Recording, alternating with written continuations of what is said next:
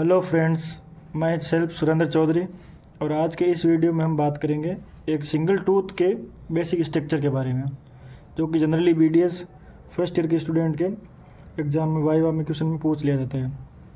Mainly basic information होगी इस video में, जो कि एक फर्स्ट ईयर स्टूडेंट को जनरली पता होनी चाहिए। ठीक है, तो लेट्स स्टार्ट। जो एक सिंगल टूथ होता है उसके दो पार्ट होते हैं।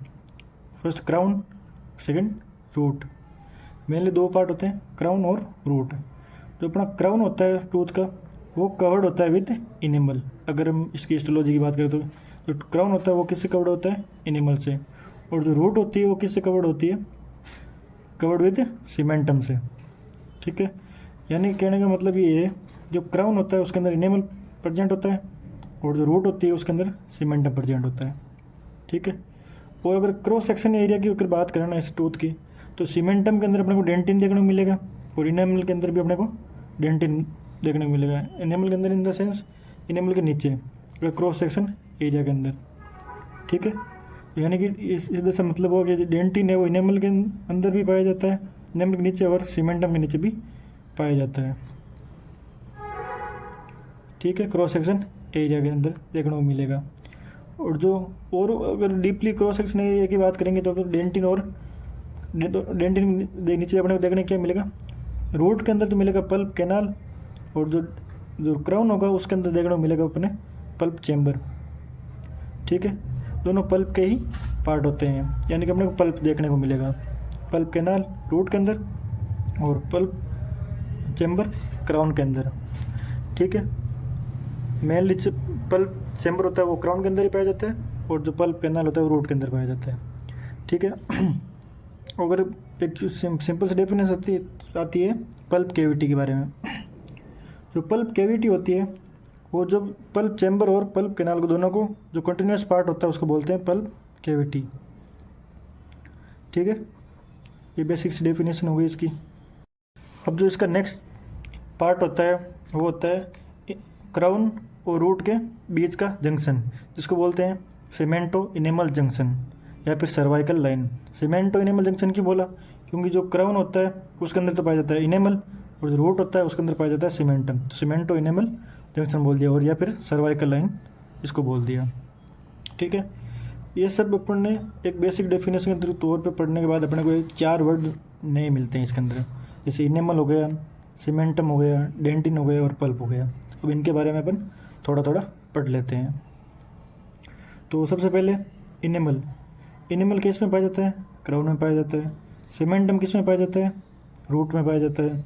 डेंटिन किस में पाया जाता है? दोनों में पाया जाता है। और पल्प किस में पाया जाता है? पल्प भी दोनों में पाया जाता है।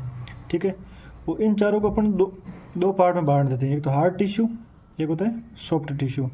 हार्ड टिश्यू उसको बोलते हैं जिसके अंदर ब्लड सप्लाई और नर्व सप्लाई नहीं पाई जाती है, ब्लड सप्लाई या नर्व सप्लाई एब्सेंट होती है, या फिर उसको बोलते हैं डेड पार्ट। ठीक है, और सॉफ्ट टिश्यू किसको बोलते हैं? जिसमें ब्लड सप्लाई और नर्व सप्लाई प्रेजेंट होती है, तो उसको बोलते हैं लिविंग टिश्यू। ठीक है, लिविंग टिश्यू। और जो सॉफ्ट पार्ट कौन सा होता है? सिर्फ अपने टूथ के अंदर स्ट्रक्चर में एक ही होता है, पल्प। ठीक है, और हार्ड पार्ट कौन सा होता है? इनेमल, सीमेंटम और डेंटिन। ठीक है, ये तीनों की बेसिक नॉलेज हो गई अपने अंदर। और अब बात करते हैं रूट और क्राउन के बारे में थोड़ी। जैसे अपना रूट की बात करते हैं, कौन से टूथ में कितनी रूट होती है, या फिर क्राउन के अंदर क्या क्या प्रेजेंट होता है, उस बारे में थोड़ी बात करते हैं। सबसे पहले रूट की बात करते हैं। इन जनरली बात है कि एंटीरियर टीथ होते हैं। Anterior teeth in the sense central incisor, lateral incisor और कैनाइन। उसके अंदर मेनली सिंगल रूट प्रेजेंट होती है। ठीक है, रूट के अंदर हम एक वर्ड यूज़ लेंगे अपन जनरली, मेनली या फिर यूजली या फिर जनरली। ठीक है, क्योंकि ये एक भी हो सकती है, दो भी हो सकती है, सिंगल भी हो सकती है, मल्टीपल भी हो सकती है। ठीक है, तो एंटीरियर टीथ के अंदर सेंट्रल इंसाइजर, लेटरल इंसाइजर और कैनाइन के अंदर यूजुअली सिंगल रूट। जो मैक्सिलरी फर्स्ट प्रीमोलर है उसके अंदर यूजुअली 2 रूट्स, और मैक्सिलरी सेकंड प्रीमोलर है उसके अंदर 1 root, 1 root. Mandibular first premolar है उसके अंदर 1 रूट, मैंडिबुलर सेकंड प्रीमोलर उसके अंदर 1 रूट प्रेजेंट होती है।